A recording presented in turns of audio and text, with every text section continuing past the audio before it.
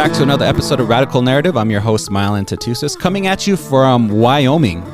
I'm actually visiting family here on the Wind River Indian Reservation, staying in Lander, Wyoming, recording this right now from my hotel room. I just so happened to schedule a podcast with John Duncan, YouTube extraordinaire from Scotland. We're going to be having a great conversation today about white supremacy amongst leftist communities, Scotland itself, and ultimately some of the work he does do as a PhD researcher in the UK. It's really great to sit down with John because he's ultimately a European who stayed in the UK. He's not from here, right? So it's a cool conversation. We joke about it. I hope you enjoy it. Again, I want to give a shout out to our Patreon members who are actually now paying us to deliver these podcasts to you. And if you like us, be sure to like, subscribe, and share. And again, you could subscribe to our Patreon and financially support us.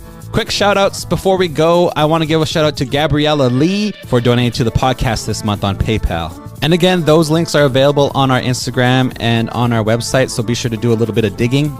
Click the link tree on Instagram. It's going to show you ways you could donate to us, so be sure to do that. And we had our monthly coffee house. It was great to visit with Laura and Kale and some of the people who chimed in on Instagram. So if you want to come to that next month and actually be in the Zoom session with us, be sure to subscribe to our Patreon. This track today was donated to one of our longtime listeners and supporters, Dale Meemnook from Goodfish Lake, Alberta, Treaty 6 territory, Whitefish Lake, Goodfish Lake, Multi-Lake Res. If you like what you hear, he goes by Jovi_XM on SoundCloud. The link is in the show notes. So let's get to it. John the Duncan. Be sure to stay tuned and listen in. Links are in the show notes.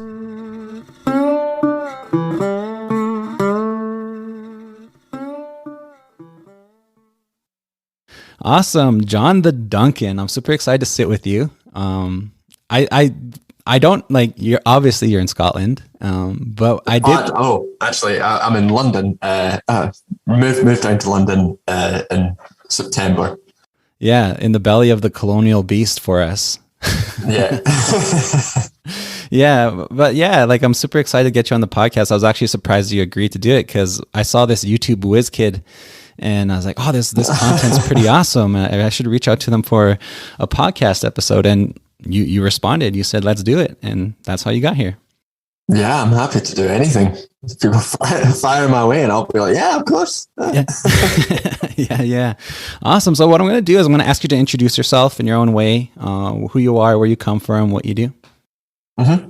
I'm John. I'm from like a wee town outside Edinburgh in Scotland, now in London, in the middle of, nearing the end of my PhD, but in the middle of makes me feel better about myself. So I do that, and I also run a YouTube channel called John the Duncan, where I talk about stuff that interests me, try to make sort of political edutainment videos, to try and talk about stuff that interests me or that I'm passionate enough about to talk about. I do a little bit of activist work around renters' rights down here in London as well. Try to just do what I can when I can. That's basically my whole deal. Yeah, it's really cool to sit with you. And I guess it's a curveball for some of our listeners who are predominantly from North America, indigenous settler from North America, for me to sit down with this Scottish guy from Scotland, now living in London. But yeah, like, can you explain and just position yourself in terms of like who you are then as this Scottish person, your background, family background? Yeah, I mean, I guess like my family background, I mean, my dad's from a town in the west of Scotland called Paisley. So his family were, I guess it's kind of interesting would be interesting to talk about. His family were like Paisley Protestants, and in Scotland you have the whole sectarian divide between Catholic and Protestant, which is tied up with Scottish colonisation of Ireland and British colonisation of Ireland. So that was his whole family was from that side, and on my mum's side are sort of islanders from way up north in the Shetland Islands, who are all fishermen or farmers basically, and then they both took advantage of that post-war boom era, got their educations, and managed to make themselves into a good PMC class. Although my dad remained fairly left-wing throughout his life, and my mum as well, in a sort of liberal way. My dad, one of my favourite stories about my dad that my mum told was that he was the only member of the Revolutionary Communist Party who would plant a car bomb, but would worry about getting a parking ticket. It's hilarious. Yeah. So that's sort of his vibe. Yeah. So that's kind of the sort of family background there. They met up in university, and my mum's side of the family are all much more well-to-do than my dad's side. Some of my dad's side of the family did actually move to Canada, so they did become settlers in Canada, and his side of the family tend to be a bit more, what's the word? Challenging. Yeah. There's a lot more to them, I guess, than my mum's side. Yeah. Interesting. Yeah.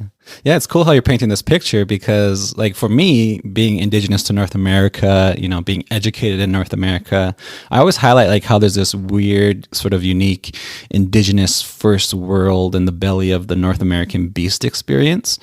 And it's kind of like a unique dynamic. So it's like interesting to hear you talk about, even specifically referencing colonialism in Scotland and things like that.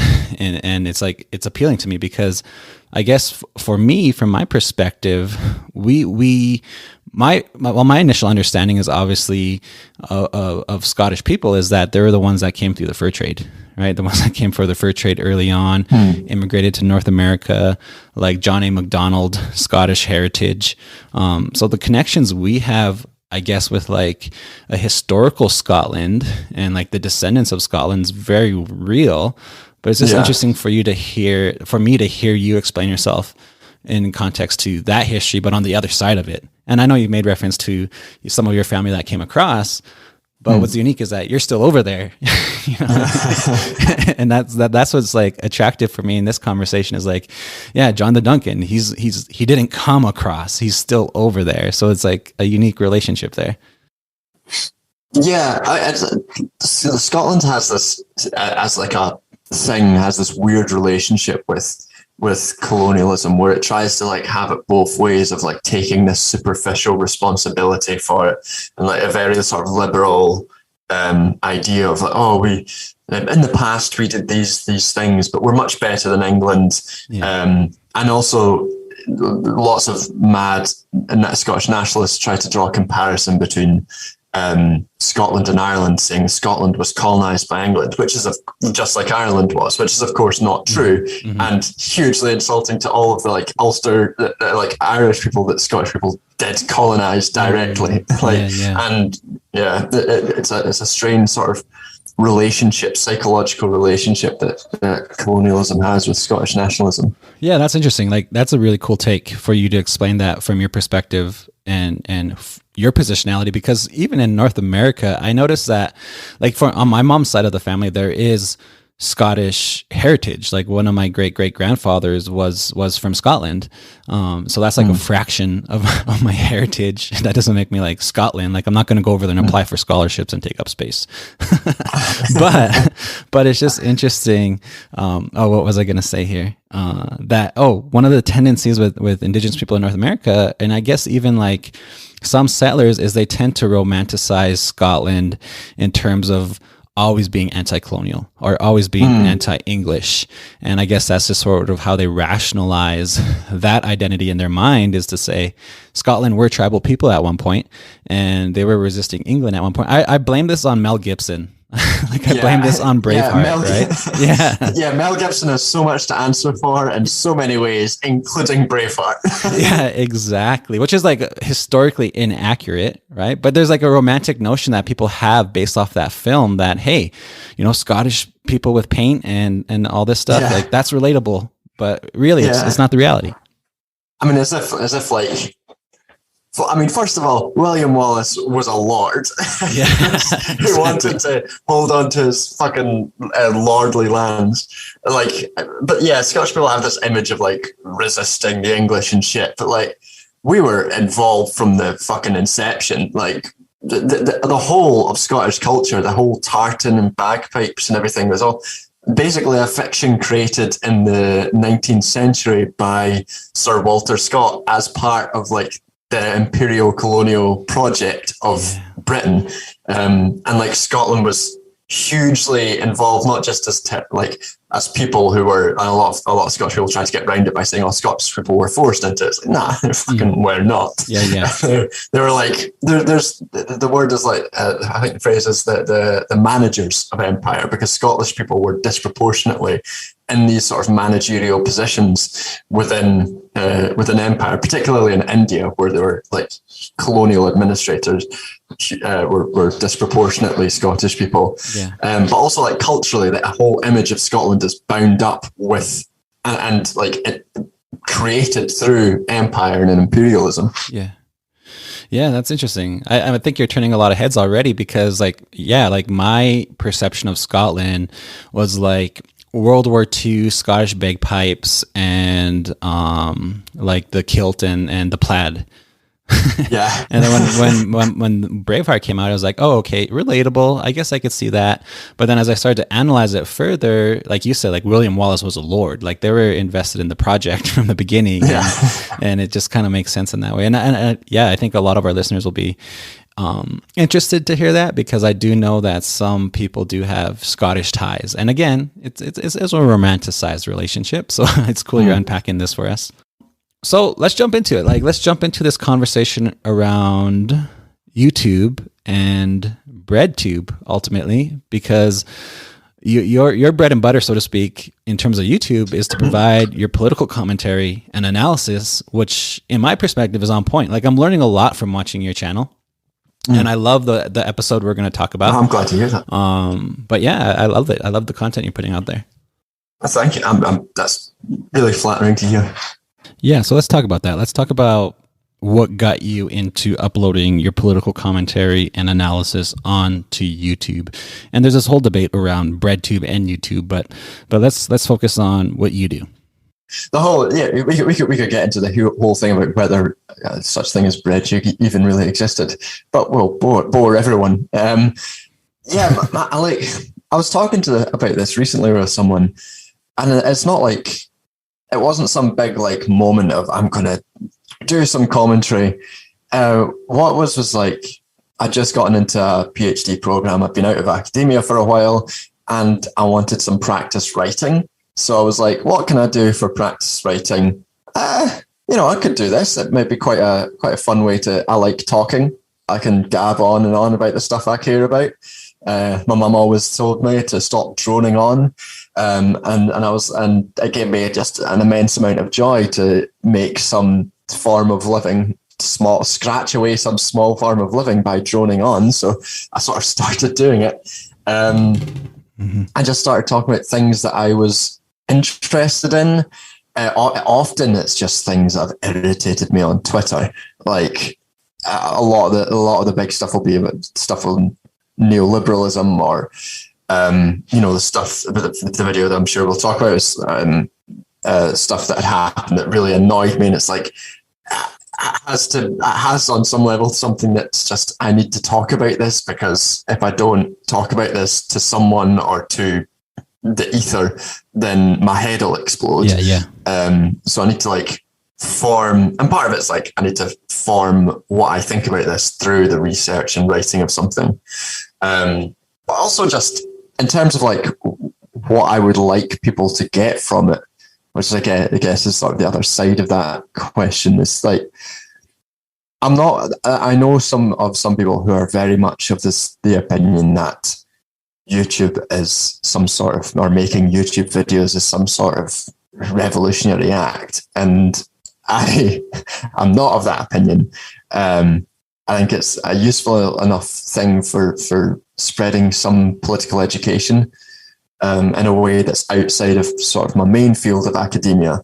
which is very insular and very hard to access. And, for example, I wrote a paper that got like 400 views, and I did a video on that's basically that same paper, and it got about 10,000. So it's like, this is accessible political education.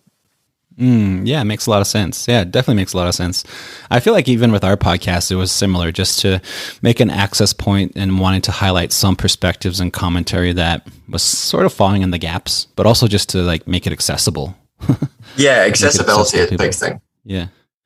That's really cool, and that's unique. And I guess let's jump into the conversation around the video you made, which I first saw was being shared, I think by Southpaw, by Sam on Southpaw. As my audience know, my listeners know that I have a relationship with Southpaw Podcast, which is a leftist MMA podcast. Tons of political commentary, tons of great guests. And I did a episode with him on colonialism and decolonization. And so I have an ongoing relationship with him. And I know Sam, the host of Southpaw, shared one of your videos onto the Southpaw sort of communique network on when you were highlighting how sort of like white leftists are like basically also maintaining white supremacy. So I think in general, like tons of folks are more aware of colonialism and settler colonialism and are noticing that white leftists are basically replicating certain elements of white supremacy within their politics and analysis. Can you speak a bit to this?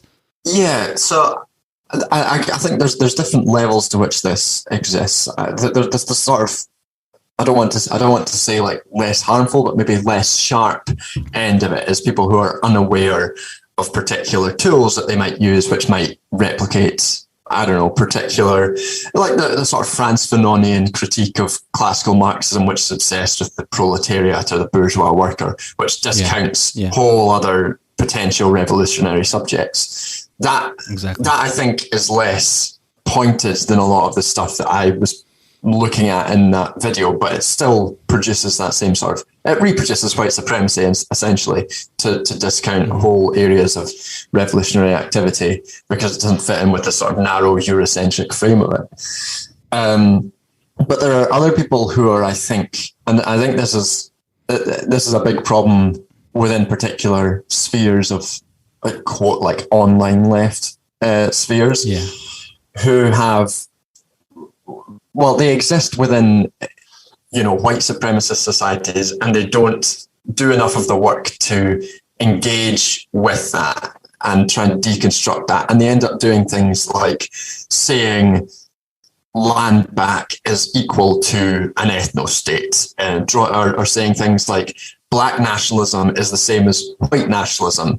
And part of this, from some of the side that you're looking at, the sort of debate sphere, is I think part of that is a reflection of the type of content that they have to produce and have to reproduce. But it's no accident that reproduces white supremacy because of their underlying perspectives on the world.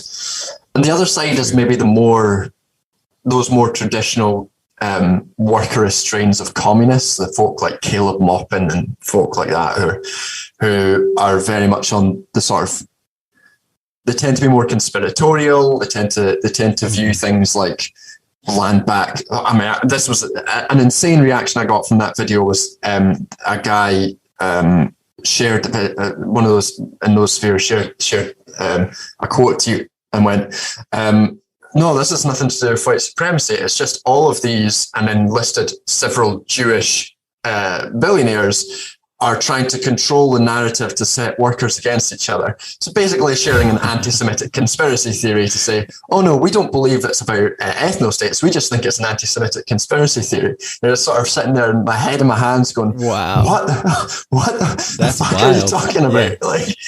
Yeah. That's wild. So that was a comment directly made to the video you posted, right? Yeah, that was another fairly large. Fuck it was Peter Coffin. Wow. Yeah. So like a big name in the YouTube community too. Yeah, smaller than it used to be, or they used to be. I'm not sure the pronouns now. Yeah, they used to be much more pronounced, like presence on YouTube. It's so cool you're highlighting this because I think the tendency with, like, I don't know, like my political understanding is that indigenous people, I mean, we do believe in nationhood. We do believe in indigenous governance and nation-to-nation agreements. And there's this tendency for people to tend to assume that's nationalism, or that's like, you know, the Western, in quotations, like a Western nationalism. And I know people are falling victim to that narrative. And sort of promoting this sort of conversation that, oh, are we going to be nationalists? But it's like such a different commentary. And I think your specific quote in your video was like, it's different. Like you kept highlighting like different things are different. Yeah. It's it's such a useful phrase. Yeah.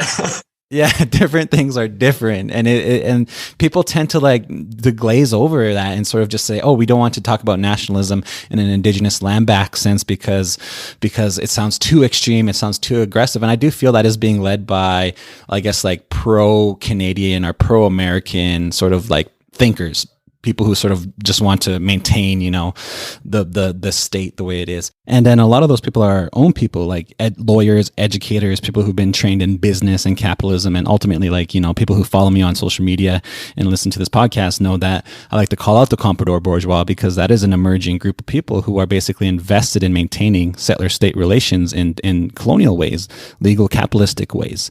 And I guess I have to say that like collectively as like comprador bourgeoisie, right? My friend Cody bugged me that I wasn't saying it in plural form.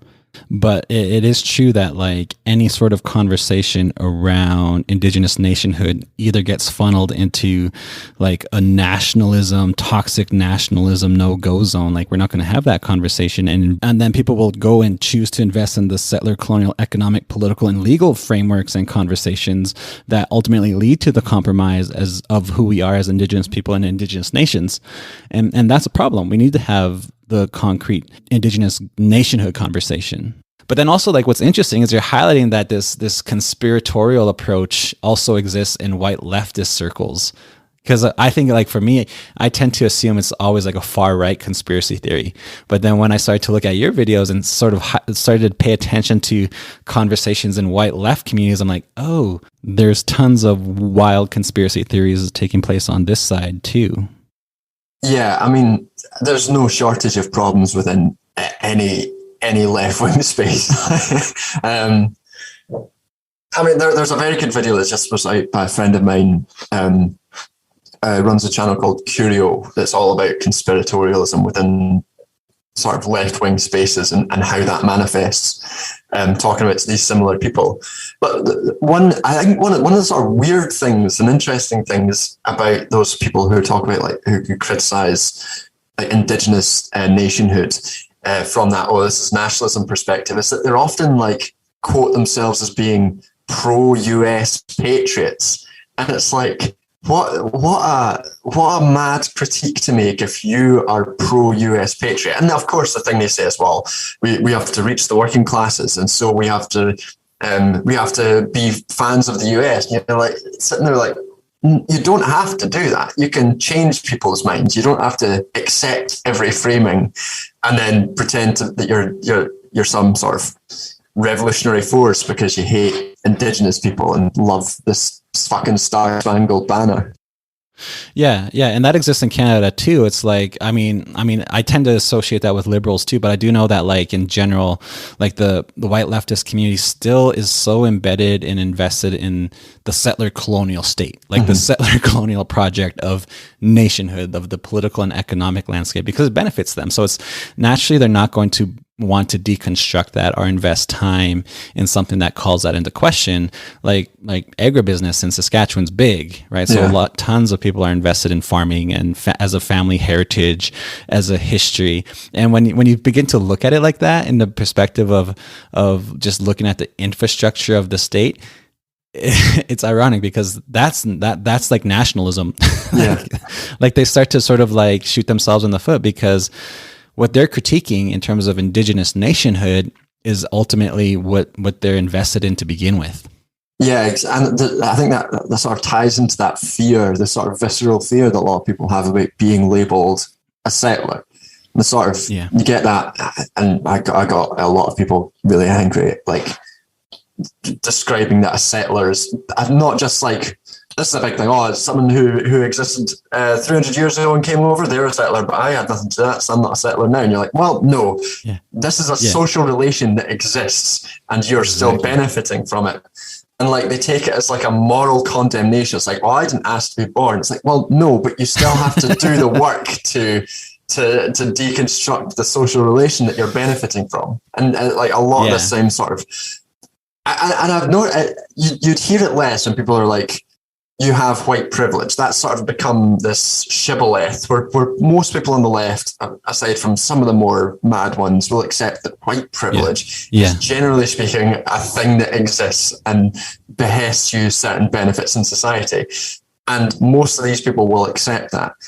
But the label of settler, they're like, no, I will not accept that at all. It's actually rude of you to label me it. Yeah, for sure. And I guess there's like a caveat here too, where some indigenous people are critical of the term settler. Like they don't feel that encompasses the colonial relationship to the landscape and to the systems in place. So they tend to not use it, but I use it. I mean, it works for what I say. And I think people do know that it still contains some bite to it.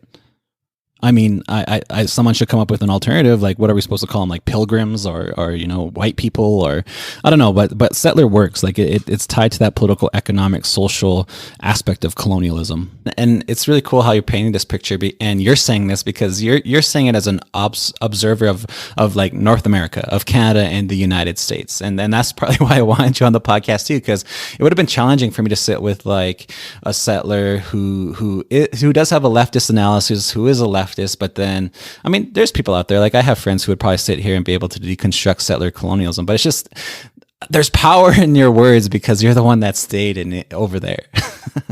I guess it's slightly easier. I don't need to necessarily to have that moral hang up either.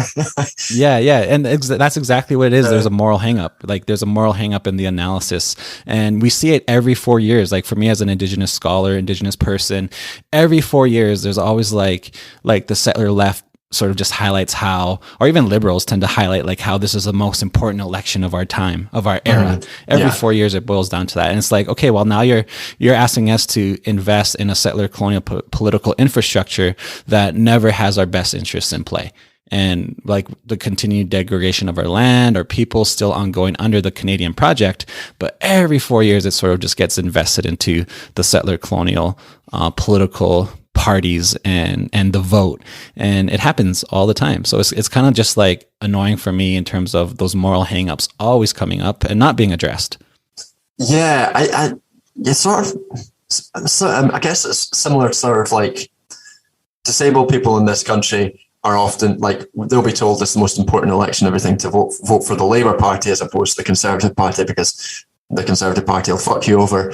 But then like for disabled people, they were fucked over by the Labour Party as well. So what should we invest in this thing that's fucking us over, or should we just try and go our own way? Yeah, and that's sort of the vibe over here too. And I feel like there's a growing group of people who are seeing the game play out more. And that's exciting for me because I do feel like leftist commentary, leftist analysis could help us aid in creating what type of infrastructure and projects we do want, which literally is a conversation around like, what type of nationhood are we going to build and invest in terms of political, economic, social, and even environmental frameworks, right? So it does get into like certain elements of nation building, but outside of that settler colonial capitalist economic and legal and political landscape. Because the votes for us are always a failure. And it's just like people ebb and flow and jump on the next train back and forth. And it's just a hamster wheel. Yeah, I've definitely seen or become more aware of people engaging less and less with these sort of established political party movements and engaging more in sort of community organising, grassroots mobilisation, trying to build sort of mutual aid structures within society separate from those structures. Especially, I mean, in this country, especially since the 2019 election, which was a challenging one for a lot of people.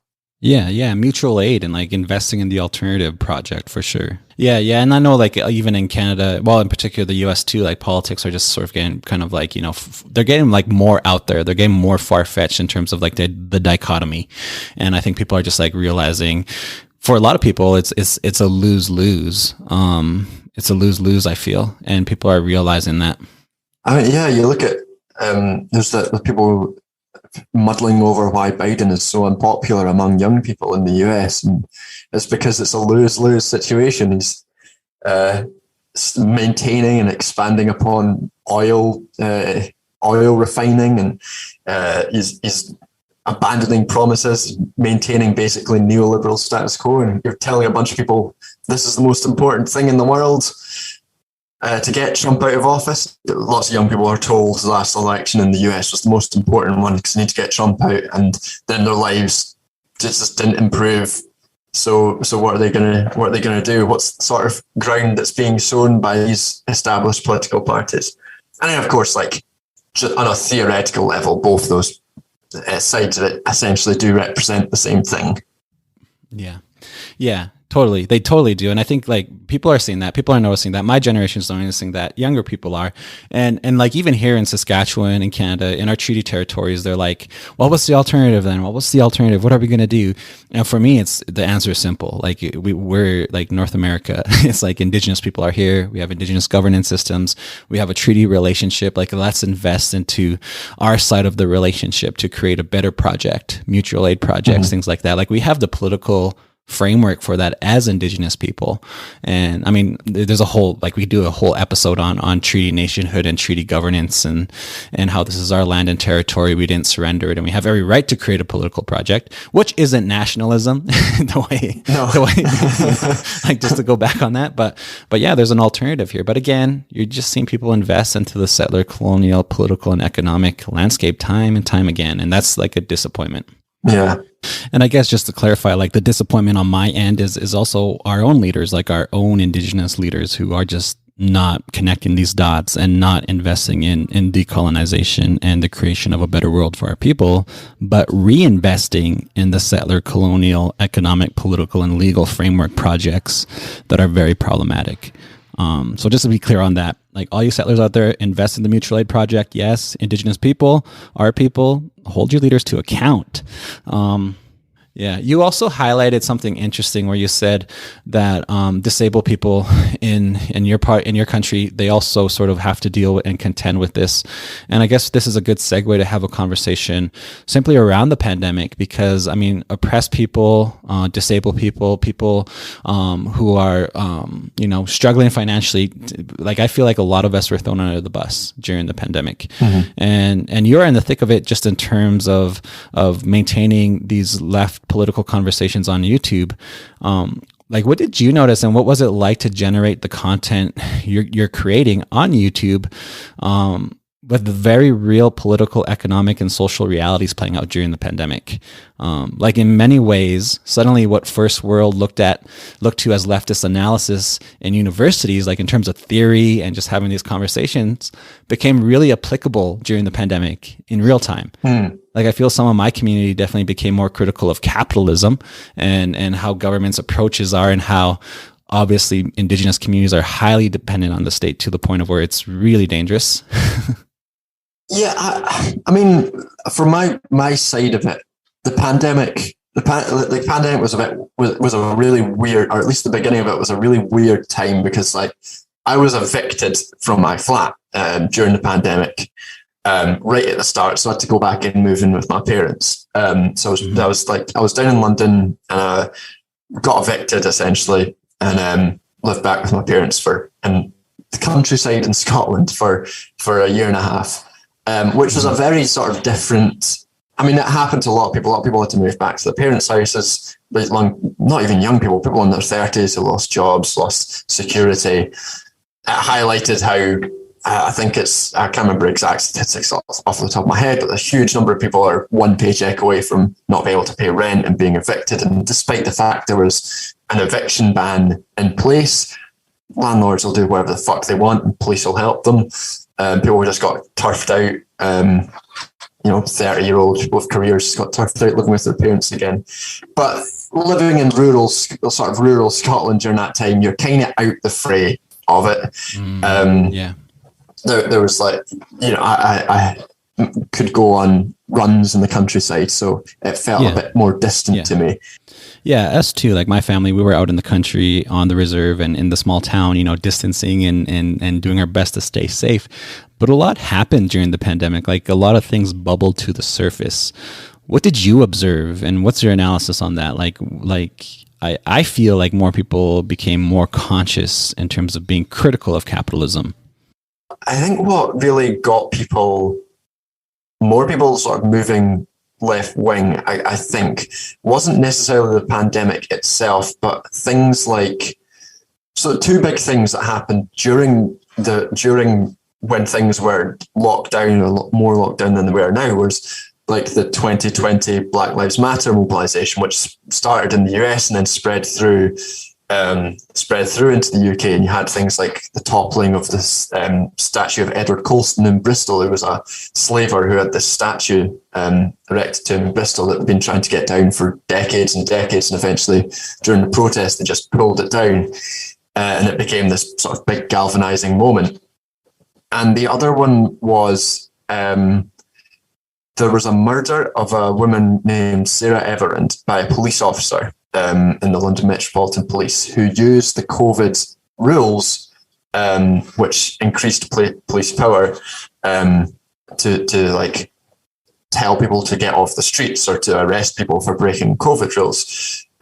This police officer used the guise of these rules to abduct and murder this woman, all while the Tory government was trying to pass this law, the Police Crime and Sentencing Act, which would give police huge amounts of power to do things like break up protests, to basically rapidly expanding police powers. And so there was a vigil held for this murdered woman, and the police came to the vigil and beat up and dispersed all these women who were at the vigil. And then there was huge rounds of protests at which the police were frequently incredibly violent to protesters, and watching all this footage of police riding on horseback and attacking protesters who were again, the police committed the murdered this woman, and watching them attack protesters against the police.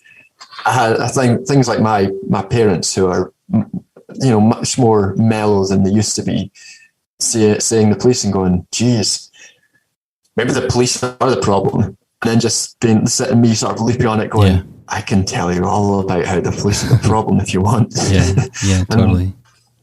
And a lot of stuff like that. A lot of people were sort of pushed more into that side of anti-police, more activist, abolitionist politics has leapt to the forefront of left-wing thought, general sort of left-wing vibes, which has, plus and negatives. You've got to counter the sort of side of it, which takes police abolition in a very liberal. People say, "Oh, we don't really want to abolish the police; we want to make them better." And you're like, "No, we want to abolish them." Yeah. And so you have to sort of navigate those tensions as well. But these sort of things are the things that more leap to my mind immediately than necessarily COVID in itself for mobilizing people and generating more anti-capitalist thought. And on the other side of that, part of the reason why COVID itself might not be something that I immediately jump to, as saying like people's changes, that I'm outside. I'm not a disabled person myself, so I wasn't immediately affected by all the ways in which disabled people were.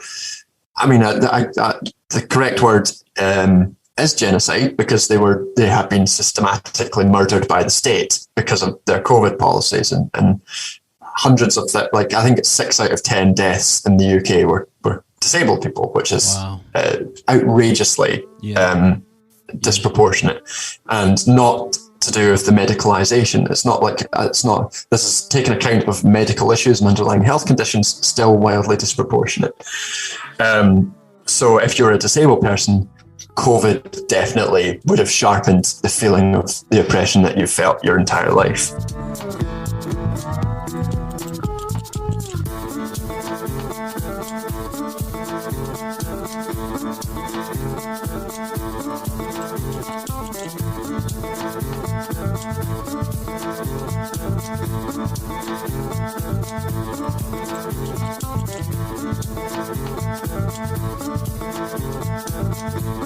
Yeah, and I love like the commentary you're giving us, and this is why I wanted you on the podcast, was because you're definitely knowledgeable. You know your stuff, you know your experience, and you're speaking to that.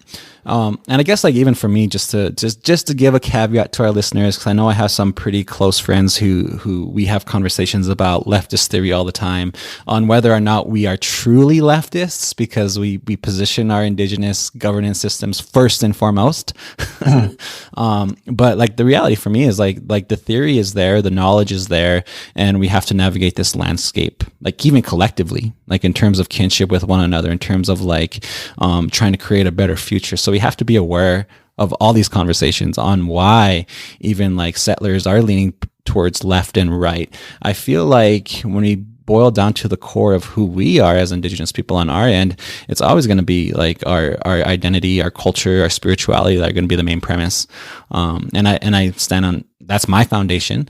But yeah, like the leftist theory and the conversations we're having are definitely applicable, and they make sense. So it's like, and I do know we have like baby leftists who listen to this who are just starting to get into the theory. It's just starting to read Marx, just starting to read Fanon, and jump into those texts. So like to have this commentary and this conversation between two of us, I think is really beneficial in general. I wanted to put that out there for, the baby leftists and some of our younger listeners who are just, in the second year political science class. And while I'm on it, there's a cool YouTube video out there by this YouTube channel called Twin Rabbit, and they are on Twitter too. I've been trying to reach out to them to want to try get them on the podcast, but they're really hard to get a hold of. They're anonymous, basically. It's an anonymous profile, but they upload a lot of cool conversations around politics and indigenous people, and questioning a lot of stereotypes and myths about indigenous people, in terms of how modernity tends to assume or make assumptions about our lack of political analysis or our lack of understanding. There's a really cool video they uploaded called Stolen Anarchy, Playing Indian and the Roots of Collectivism, where people like Marx and Buchanan were reading some works that were influenced by an individual who was observing the Iroquois Confederacy and observing indigenous people in terms of how they lived and governed, and how it influenced political ideas and political thought. And the thesis put forward in that YouTube video is that indigenous people did influence these conversations. I don't want to give too much away. Go and check it out and listen to it. It's up in the show notes. And if that person's listening, or if you have access to that person, we want to get you on this podcast to have a conversation. That video is going to be up. So people like Cal, people who listen to this episode, go and check that out because it's really cool. But I make these podcast episodes in terms of like young people listening to them too. Like I think that one day, even my daughter is going to listen to these one day, and her dad talking. She's going to be 3 soon. So I play the long game with some of these questions and conversations. Yeah. I mean, I wish I had access to stuff like this when I was in my undergraduate politics class. Would have felt less lost trying to navigate the fucking world. Yeah, I think in Canada in particular, there's still like a hangover of Red Scare. There's still like a hangover of leftist Red Scare. But then as indigenous scholars are looking at Fanon, looking at like even Bolivia, and then people are realizing, oh, there's some very real like leftist theory playing out in these projects, and so now they're starting to dive into it. Yeah, and I think us just facilitating a conversation, just to have a general conversation like this, I think definitely helps people to be more comfortable, because like there's still like Red Scare hangovers, and like obviously the political landscape today could kind of speak to that in terms of how some Canadians and some Americans are viewing, the conflict in Ukraine. Yeah, I mean, I could talk for hours about the problems with university education in terms of its overriding, particularly in political education, in terms of its overriding liberalness and disinterest with any sort of radical thought. Totally. And then, it is a political education taking place in universities, even if you don't want to admit it. There's one taking place. Yeah, 100%. Yeah. But you're knowledgeable. You know your stuff. And I think I want to use your time we have together too to sort of like talk about some definitions. So let's talk about some definitions. Why, for one, why is critiquing capitalism so important? I mean, capitalism as it exists is it is a totalizing force in that it will affect every aspect of the globe. Where it's a hegemonic force at this moment. And, that's not to say that there are ways to critique the world, which, aren't, you don't have to necessarily be Marxist to have legitimate thoughts. That's not what I'm saying. But like, this social force does impact every part of our lives, and to understand how and why it impacts it in the particular ways it reinforces and changes other power structures like patriarchy, like white supremacy, like colonialism as like an inherent part of capitalism, is essential to improving lives within the context I live in with a lot of the work I do. And like working on housing, access to housing and renters union stuff, it's just impossible to talk about that without understanding capitalism. You can't understand why housing in the city I live in is so disproportionately expensive, why all these areas are being gentrified, why the health conditions of young Black children are so drastically lower in the borough that I live in because of the gentrification going on, without understanding the processes of capitalism at play and the association of capital with the state, and the state with local councillors and local councillors with developers and developers with universities and all these things. You can't understand how to resist and how to break down these problems without understanding what capitalism is and how we can fight it. I love it. I love that answer. That was on point. Yeah. And like, if you contrast the conversation and what you just gave us, if you contrast with somebody who's like in business school and tell them to explain to you what capitalism is, they don't explain it, and they basically like they're in it. Does that make sense? Like, if you explain to like ask a fish to explain water. Exactly.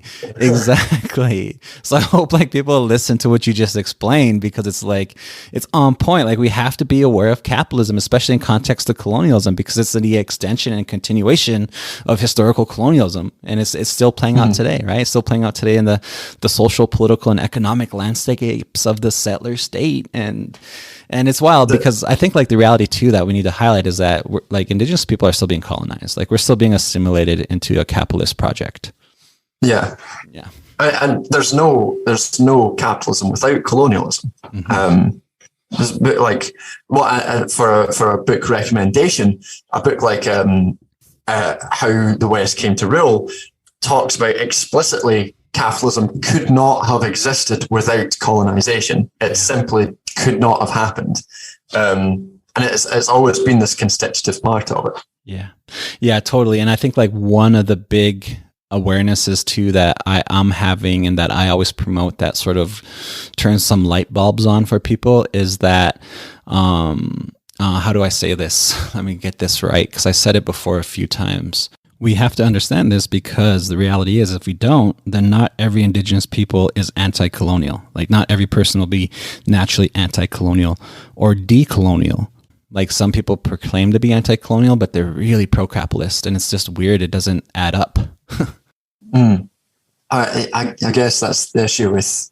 There's always going to be an issue with taking positionality as the be-all and end-all. Because people who are in certain positions can have bad politics. Exactly. In that case, then, like, a lot of people aren't decolonial. Yeah. Even though it's a buzzword, right? So like, when you break it down and you apply an economic analysis, and even though someone hashtags decolonization, but you look at the economic political construct of their identity today, and I'm talking in context and in relationship to the settler state, like influencers, business people, entrepreneurships, even organizations. It's kind of pro-capitalist. It's like,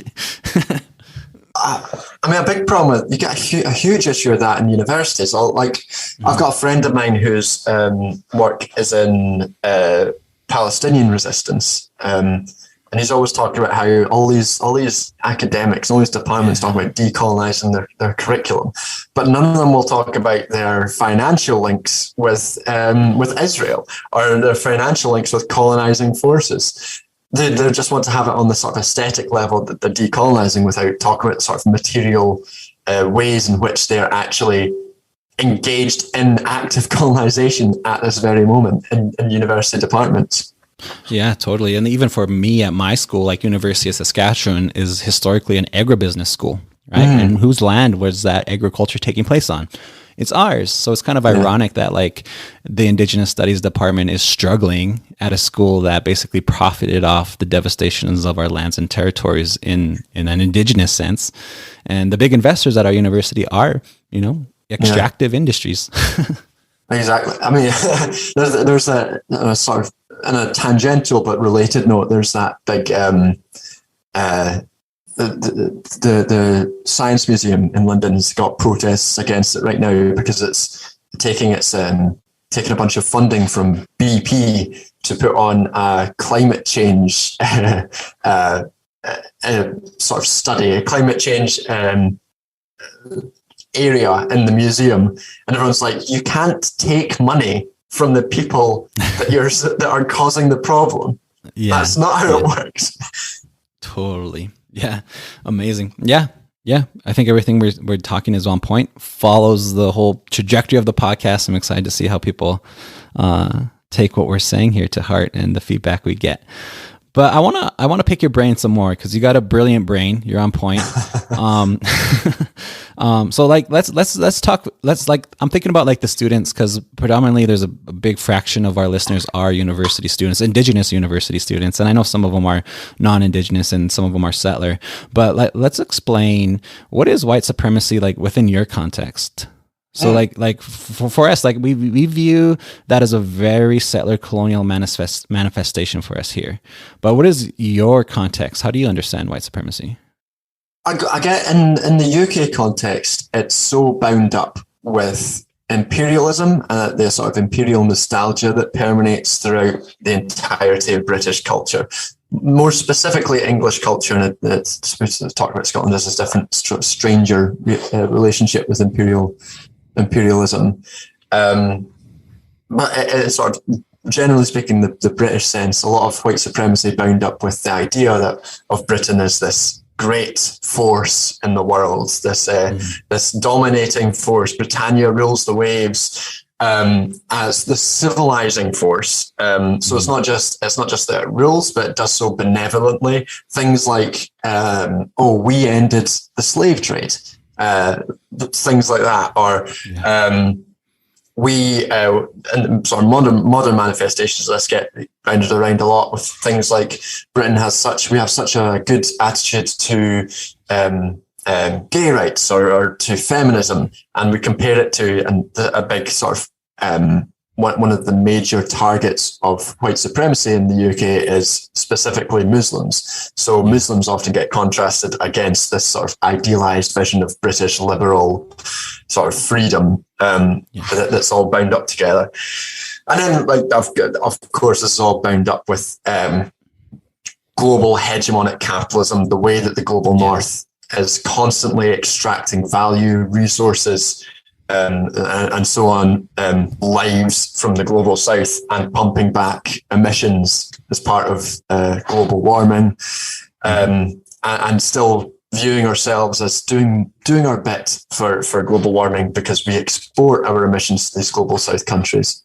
Yeah, and I guess like we should have probably like defined this in all other podcasts and even in the beginning of our conversation, because it's one of the most challenging questions to answer right now in the world.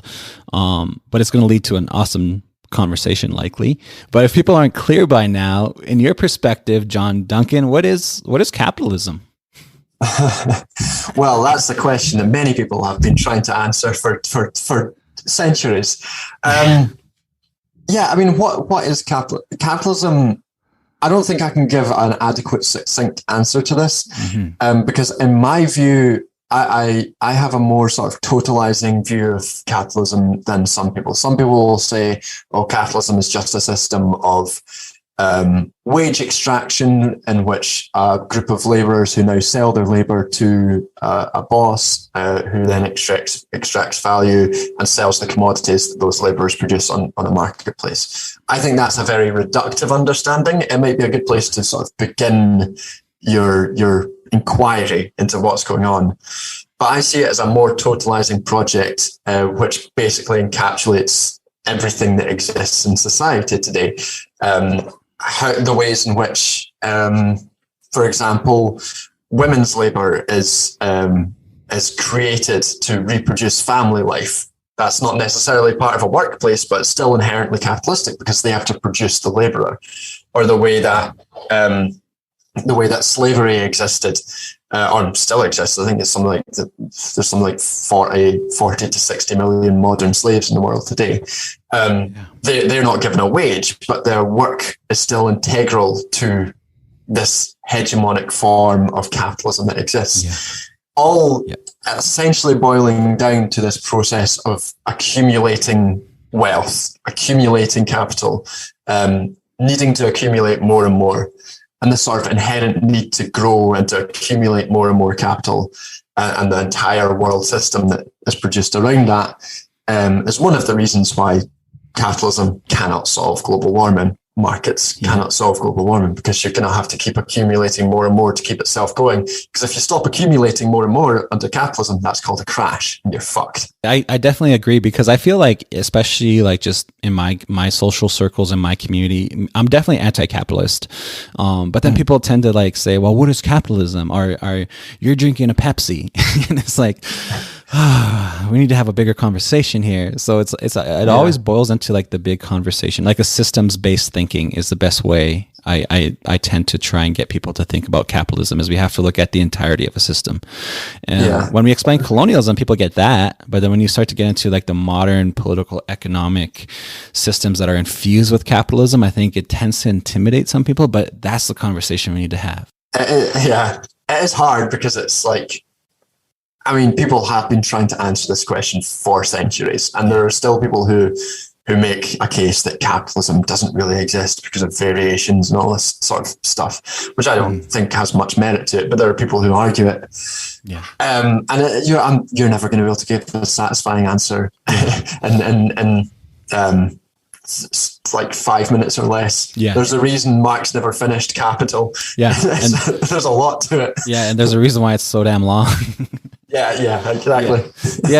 Totally. And I guess like, the reality with it too, for me though, is we could identify problems, right? So when you identify problems and you measure, especially like, I guess in like the PhD conversation, here's like with the research, right? You're seeing it, you're measuring it, and then it like the root causes tend to extend out, and you're like, oh, there's something bigger going on here. There's this bigger system taking place. I gave myself a slightly easier deal in my PhD by just looking at the specific form of capitalism that we exist in right now, the neoliberal capitalism. So I don't have to. I'm staying away from defining capitalism, because that's a whole other PhD.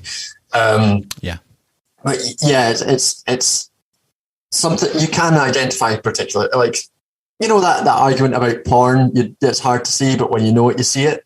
Kind of like capitalism. Explain that. I don't know if we know that over here. What does that mean? Well, I think it was a US Supreme Court ruling back in like the 80s or 90s. It might have been during the sort of moral panic of porn. I think some judge or some politician stood up, and someone was being asked to define it, and said, "Oh, it's difficult to define. You just know it when you see it." I guess that does apply to this. You just know it when you see it. It's just like, okay, there's something bigger there. Like you know why. You know, we know why our schooling systems are being privatized. Like we can lay that down to some sort of capitalist impetus. They're getting more money for privatizing these schools. Yeah, we get it. Yeah, the impetus. We know why our COVID responses were sold off to private businesses, why our health service was sold off during the pandemic. It wasn't for public health, it was for fucking profit. Yeah, totally. Like even the conversation today over here would be like, we know, like we could look at to why our lands are constantly being monetized, and we're not receiving that on, and then if we do, it's through a settlement, or, you know, in terms of rights or even abuses. Like, why does it always get into the realm of monetization? Like why, you know what I mean? Like, cause it's the whole system. It's infused with this whole capitalist paradigm that, you know, that capital has power. Therefore we could resolve issues with it. But really it's like, no, this sucks. And a really good example of this in the UK would be in terms of like GRT peoples. And a lot of the time, so that's, I'm going to use the word here. It's in the UK context, that means something different compared to what it is. But there's Gypsy Roma traveller groups in the UK. groups refer to themselves as gypsies, and they are distinct from Roma, hence the thing GRT. But just a wee thing. I know in different contexts it's a slur. In the UK context, it's not. These are how the groups refer to themselves. But they are at the forefront of a lot of attacks against them. And one of the police crime and sentencing bill that I talked about earlier, one of the major aspects of that was criminalising these GRT groups. Taking a huge part of that has been privatising and selling off public access lands, because as travellers, inherent to their existence and their cultural reproduction is the ability to travel, as in the name.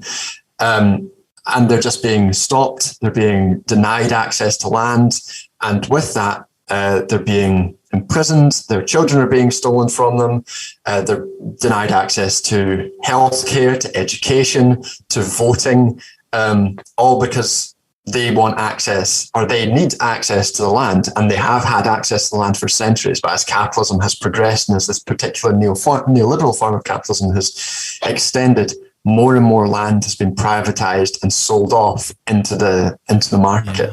Yeah, that makes a lot of sense. Like just how you're highlighting the problem. That's interesting. Even just in terms of like land use and land access in a UK perspective, like it's interesting for me to hear that, because there's still land use and land access problems over there. But for me, it's like over here, it exists in an indigenous lands. Yeah, it's a big thing, particularly for those GRT peoples. And so you highlighted, and you're speaking to a big part of your research, and specifically around neoliberalism. And I know you do big work in terms of like social reproduction theory. So let's give you some space to talk about that, because I know that is also your bread and butter in terms of your degree and the work you're doing. Yeah. So I mean, I guess the sort of the stuff that's I can ramble on about for ages and ages, and in a way I need to structure better so that my supervisor doesn't get mad at me. But yeah, my research functions around these ideas of neoliberalism and social reproduction. So I guess I'll just define these terms for people, because a lot of the time neoliberalism is really badly understood or misunderstood, or people just say it doesn't really exist. But it does exist, and we can see it existing constantly. So there's we can start from the common misconception is that neoliberalism refers to small state governments rolling back things. It's just laissez-faire markets. The state is small, and that's neoliberalism. This leads people to say things like Donald Trump's attacks on or spending in defense is anti-neoliberal, or Joe Biden's current government policies are anti-neoliberal, neither of which is true. Instead, neoliberalism is more sort of defined by reshaping the state and also the individual in line with a particular ideal of the market. That isn't to say that they're doing things for it all the time, but they have this ideal that the market is this mysterious great thing. To be hack, they view the market as God, as the sort of God-like thing that needs to be strived towards. And that often means heavy-handed state action. It means privatizing things, which is state action. It means using the state to uphold markets, so using the state to interfere within markets with the purposes of holding them up. You look at the 2008 financial crisis, what happened there? Governments stepped in, they poured huge amounts of money, huge amounts of support to uphold the market system. And that was very much in line with neoliberal governments. And the other area, which is sort of it gets more into where my work exists, is in the creating of a particular economic political subject. So someone who is personally responsible, who's individualistic and atomized, a sort of perfect capitalist individual, like the sort of thing you were alluding to earlier, where they love doing things capitalistically. They love, be your own boss, be the greatest businessman, do things that will make you money and get you secure. Monetize your hobbies. I mean, ironically, I am in some ways this neoliberal subject, because I monetize my hobbies and to fucking make YouTube videos. Yeah. And now's like a good time to highlight how nobody's exempt from like this system or this project, right? We all have ties and a relation to it in some way, in one way or another. It's not like an on or off switch. It's like it's produced and reproduced time and time again. And I guess, like, can you speak to that, like reproduction, right? Because this is going to get into like the reproduction theory. One of the ways that they do this creation of a political subject is through these realms of social reproduction. So through education, turning the university into a marketplace where students have to pay loads of fees and it becomes a commodity. Your teachers are no longer like trying to help you develop as a person. They're providing you a service for you to become a better worker. And in that way, you're more sort of created into this ideal neoliberal subject.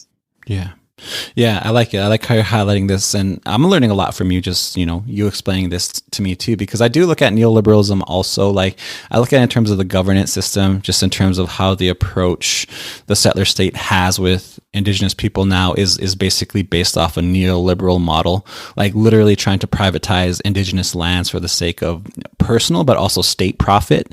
Like it shows up in policy, it shows up in settlements, it shows up in like these conversations in the meeting spaces where when you're sitting with people, you hear them explain it, especially lawyers, they're operating from a very neoliberal paradigm where this is like lawyers are the worst.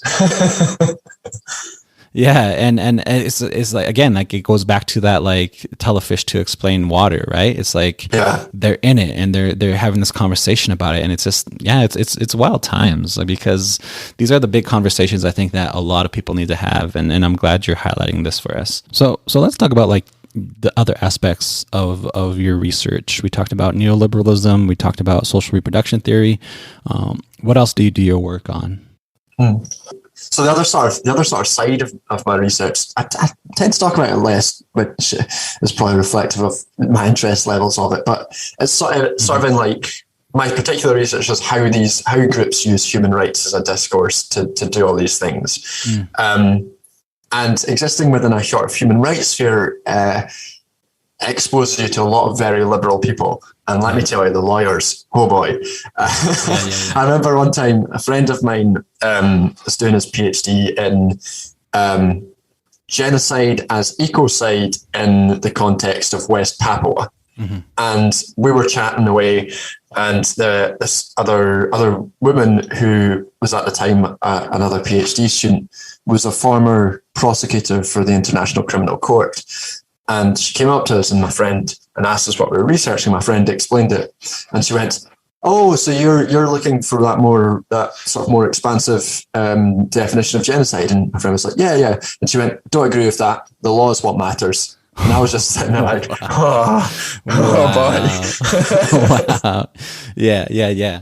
That's wild. Yeah. That's wild.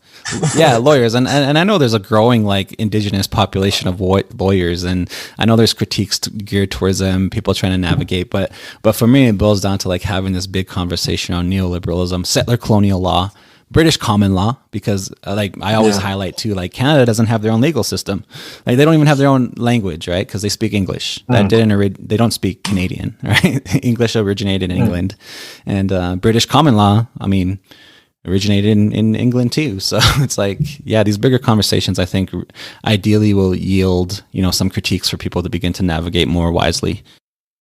Yeah. I mean, don't get me wrong. There's work that law is a tool that can be used in good ways, and I don't want to say that anyone who practices law is necessarily evil. I'm just saying that the more of you are. Yeah, just from the systems lens and indigenous nationhood lens, majority of them are problematic. But yeah, different things are different. Yeah. And it depends on the case, I guess. I don't know. Yeah. Well, of course there's a caveat in everything we're talking about, but I definitely want to lay some breadcrumbs for people to begin to think about bigger picture things, because one day some people might actually legitimately need a lawyer. Yeah. Is there any other definitions or anything you want to highlight specifically in terms of, you being able to put words to some of the words we use? Yeah. I guess I should probably define social reproduction on some level. Yeah. So social reproduction theory is a sort of strand of Marxism which developed from Marxist feminism through like Italian autonomist Marxists, people like Silvia Federici, Mariana Della Costa, people like that, which basically it began with saying that the gendered role of housework tends to get shouldered by women is not something which is outside capitalism, as a lot of people have previously argued. Like Marx, for example, argued at one point that the reproduction of labour power is a commodity which exists outside capitalism because it's done in the home. And these Marxist feminists were like, no, actually, this is inherently capitalistic. It's essential to that whole production process. So they sort of began to formulate this critique. And as time has gone on, it's been expanded to all these different arrays of both personal and institutional reproductions of the thing we call labour power, which is the ability of an individual to do work and the type of work that they do, and the thing that's basically sold for a wage to a capitalist. And that includes housing, education, access to water, food, access to the land, includes childcare, all these things that basically reproduce the worker for capitalism. Yeah, I like it. It makes sense. Are you like writing your thesis right now? Yeah, I'm sort of halfway through writing. I'm looking, trying to finish my sort of data gathering for it. I need to maybe get one or two more interviews, and then I'll be off to the races, trying to finish writing it. Nice. Yeah, it makes sense, and I'm interested to hear, based off our conversations today, to read what you're working on, because social reproduction theory, it makes a lot of sense too, just in terms of even the framework and understanding, basically, even the household. Like I think like one of the big awarenesses I had in the past, ever since I became a father, is how like these domestic roles tend just to fall in favor of capitalism. Yeah, and patriarchy as well. Exactly, patriarchy. And like me and my partner, we have conversations all the time because, being together and planning for a family, suddenly and wanting to be, anti-capitalist and wanting to be, maintain our traditions best we can, but then realizing that this world system is just like, it's ingrained, and then you kind of just fall into order in some aspects. And how that's tied to gender and like this in quotations like gender roles, it's being passed off as a tradition in these days. But a lot of that's just like recent creations tied to capitalism and colonialism, and it's problematic as fuck. Yeah, I mean, it's very interesting. Things like even in sort of queer spaces where gender is more fluid and less sort of fixed than a lot of non-queer spaces. These social reproductive roles still tend to get given to femme subjects. It's one of those things. It's like, what is gender? It's clearly more than just some sort of ephemeral thing, but it's clearly not sort of biologically determined thing. It has to do with these material processes that are being forced through society as well. It's all very, very interesting. It totally is, and even that conversation is applicable to like indigenous people existing in modernity, because there's tons of patriarchy. Like people pinpoint that and are noticing that a lot of what is being passed off as tradition and beliefs is actually stems directly from colonialism, actually stems from like 19th century movements, and is fairly recent. Like a lot of things that get passed off as gender roles is actually fairly recent introduction. Yeah. I mean, I'm just putting that out there for our listeners. I'm not expecting you, John, to comment on that. I wouldn't. Yeah.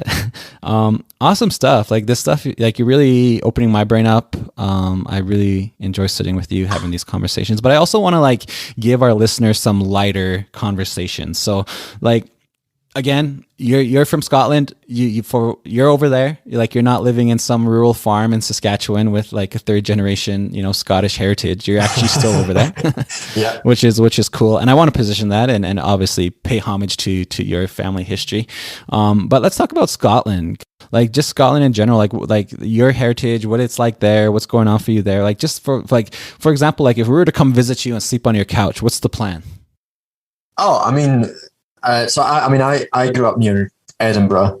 Edinburgh's a fucking beautiful city. It's like a really old, ancient city. So there's got the big old town going back to like 13th century, which has all these like underground streets that were blocked up during the plague and all that. Just all really interesting. And then getting further towards Newtown, where Edinburgh was called the Athens of the North because they had all this sort of classical Greek revivalist architecture. So the big like National Gallery of Scotland is all like these beautiful Greek architectural buildings. But there's also just fucking loads of pubs. Great pubs. Yeah. So many pubs. You get some fucking whiskey. Lots of people in Glasgow. Glasgow folk, I lived in Glasgow for years and years and years as well. But Glasgow folk will often shit on Edinburgh for being rubbish on a night out. That's not true. Anyone who says that is lying to you. There's so many great places to go on a night out and loads to do. Yeah, totally. And yeah, well, I got a reference I want to mention. I'll mention it later, but let's talk about food. Like let's say, for example, we hang out, we go chill. What are we going to eat? Yeah. And I guess you'd also want to try some of our patented terrible food. The big thing that, the Americans will come over and they'll want haggis because they're basic. But what you really want is a pizza crunch. Pizza crunch, which is a deep fried half pizza, it sounds awful, but it's fucking delicious. It's terrible pizza, but once it's deep fried, it's so good. Or chips, cheese, and curry sauce, which I guess is kind of similar to poutine in a way, but it's basically a bunch of chips with curry sauce and cheese, and it's fucking delicious. Yeah. Yeah, that sounds amazing. Yeah, I wanted to talk food with you. I specifically want to bring up food because I think that is the assumption of like Northern Europe or like I guess like UK in general is that there's not much like food, pretty bland, right? That's the assumption, and then I guess like haggis comes up. I mean, I don't think you get that assumption a lot. Even if you discount a lot of the food that's been brought over, like Scotland's got huge big sort of Italian immigrant populations. So there's lots of really good Italian food around, and like things like there's lots of like immigrants from Asia came over. Lots of like Indian food came over. And there's loads and loads of like really great food there. But even like the sort of traditional like more stodgy food, lots of like the mash and gravy and stuff. And I'm a vegetarian, so I don't eat a lot of the meat. I've been a vegetarian for like most of my life, so I don't really know what a lot of the meat tastes like. Even the sort of more basic like stodgy food stuff is still really good. Like it's not all that bland. I think haggis is full of spices. It's filled with spices? Is that what you said? Haggis is like full of spices, lots of flavors that exist in haggis. I mean, I've never had real haggis. I've only had vegetarian haggis, but it's still like lots of like the spices and flavors and that. Yeah.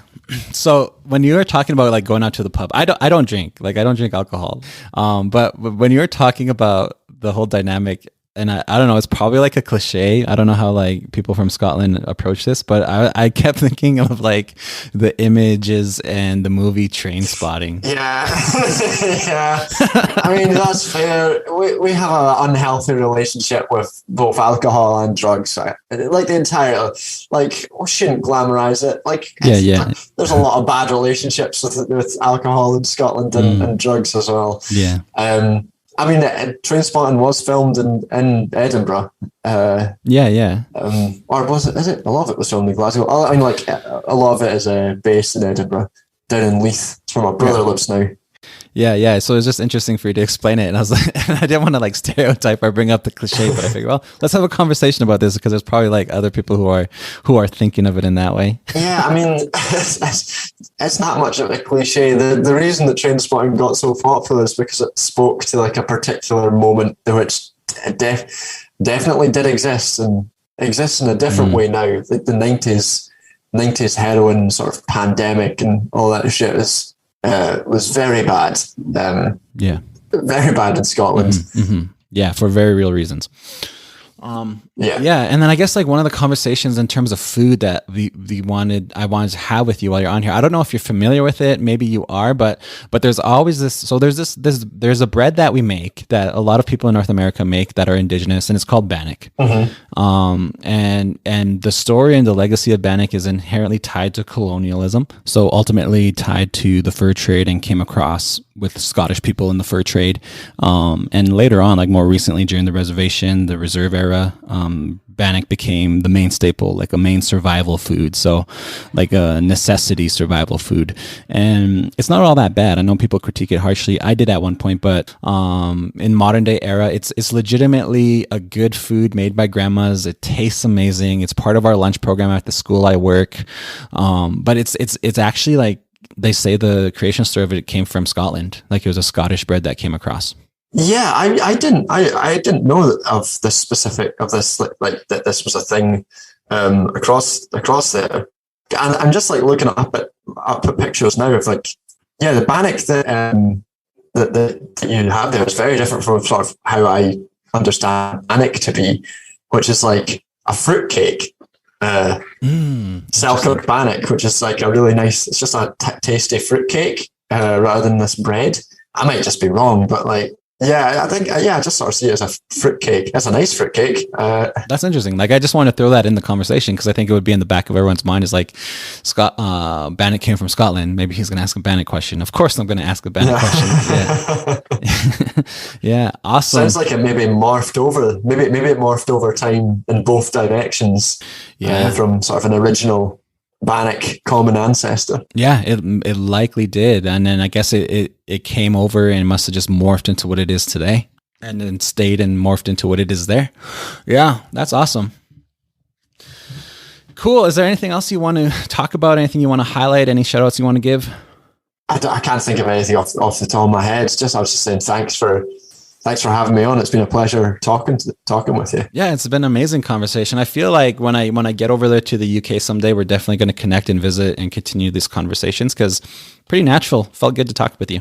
Yeah, 100%. It'd be a pleasure to meet you in the cursed flesh. Yeah. What does that mean? Just in the meat space that isn't online. Yeah. Got you. Yeah, for sure. Yeah, definitely. And then all our listeners out there, you're welcome to go visit John. He'll take you to the pub. He's a vegan though, so he's not going to take you to the haggis place. No. Vegetarian haggis is good. Oh, nice. Oh, there's the options too. See, this is why I want to get over there. The reality, I guess I could talk about this too, is because it comes up once in a while, is I don't go places unless I'm invited. Well, consider this an open invite. Yes, that's why I did the long pause. I was waiting for the open invite. I know, I was letting you sweat. Awesome, John. I appreciate everything. I appreciate the time you've given us. I'm going to link the video that inspired this conversation into the show notes, so it's going to be available for our listeners to go and see. And I'll link up some of the articles you mentioned just in terms of some of the events that took place in the UK, so they could get a context of that. And of course, your YouTube channel. Amazing. Thank you so much. Cool. Awesome. Thanks, John. No worries. Okay. Talk soon.